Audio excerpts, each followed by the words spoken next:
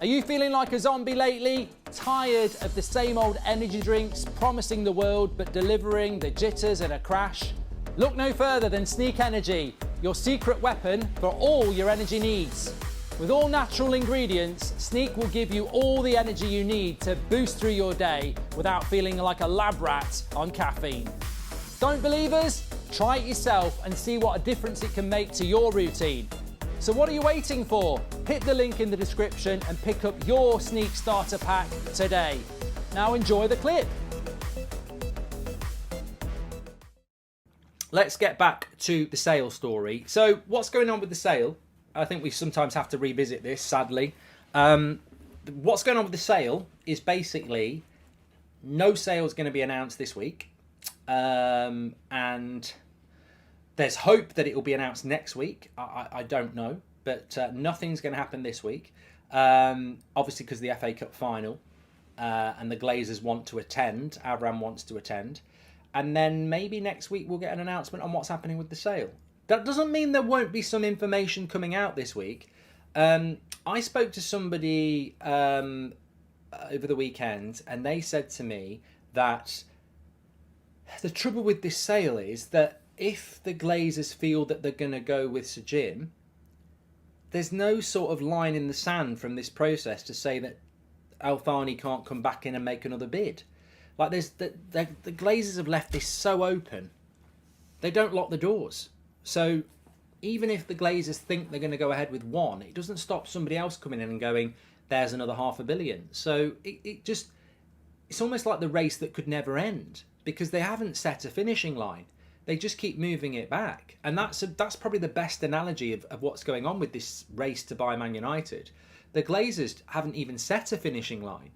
So, you know, everyone's in the race, but they don't know when it's going to end. And I don't know whether there's not really a lot of confidence that even if the Glazers go, right, we're going with Sir Jim and we're staying, they wouldn't listen to Al Thani saying, well, there's another $500 million. So nothing's going to happen this week. And maybe something happens next week, but maybe it doesn't. Maybe it wanders into June. I don't know. What Simon Stone said yesterday was very interesting. That that there is talk that Al Thani and Qatar could bid again because there's still a feeling that Sir Jim Radcliffe's bid is the more preferred bidder. But Sergic says unless the Qatar sale goes through, Erik ten Hag won't have the resources he requires. And hi Mark, love the show. Could you wish my friend Natalie a happy birthday, 40 today? P.S. Get Kane, says Shane. Happy birthday to Natalie. I think with the sale itself, I don't know.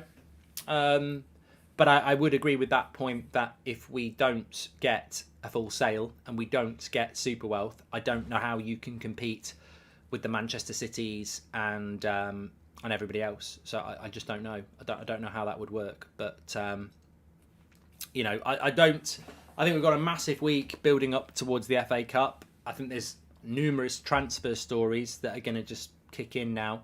And the sale is sort of the third story, isn't it? It's the most important story, but it's the third story because, look, I really wouldn't be surprised if in the next week we announced that Mason Mount's coming to Manchester United.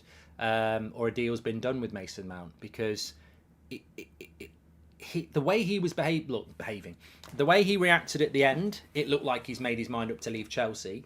And if he's leaving Chelsea, Man United are the favourites. Did you see what Roy Keane said about the goalkeeper, says Cameron? Yeah, I mean, look, Roy Keane's a legend. He's one of my favourite players of all time. I always say Keane.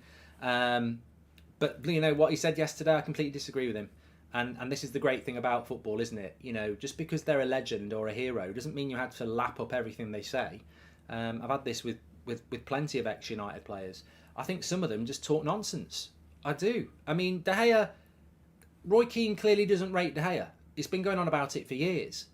And it's nothing to do with passing out from the back with Keane. He just doesn't rate De Gea. Now, I can listen to a fan tell me about passing out from the back, but not rating him as a goalkeeper. It's bloody ridiculous. He's won the Golden Glove by a long way. We've conceded 9 goals at home all season. 9 goals in 19 games. And apparently he's a bad goalkeeper. I think Keane's a bad pundit there. I think that's ridiculous. It's just not backed up. You can't just say he's a bad keeper. You can say, oh, I want to replace him for something else, but he's not a bad keeper. And I think even those of you who would like to replace De Gea don't think he's a bad keeper, because I think that's ridiculous. He's not a bad goalkeeper. He's a very, very good goalkeeper. He might not be the type you want, and there is a type, I get that. But he's not a bad goalkeeper, and I think that, you know what, it comes down to the same stuff as it always does, doesn't it?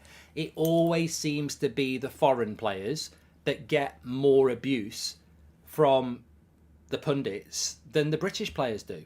You know, I can't believe that a goalkeeper, didn't he say something along the lines of, look at them patting him on his back, he's just doing his job. Well, he's done his job very well, actually. But it amazes me how for the last couple of years it just feels like the media have jumped on David De Gea every opportunity they can, and yet we're paying 200 grand a week for an 80 million player who's our fourth choice centre back, and nothing ever gets said about that. And that for me is why I tune out of mainstream media, because it's a nonsense. You know, it really is. I went on Talk Sport last night for half an hour on the Gabby Bonglahor show with Jamie O'Hara, and he asked me about Anthony, and I just was like, but you know, Anthony's had a good season. For a debut season, he's had a good season, and next season's the season that we're going to judge him. There are some United fans that aren't hot about Anthony. There's some like me who think there's a really good player there.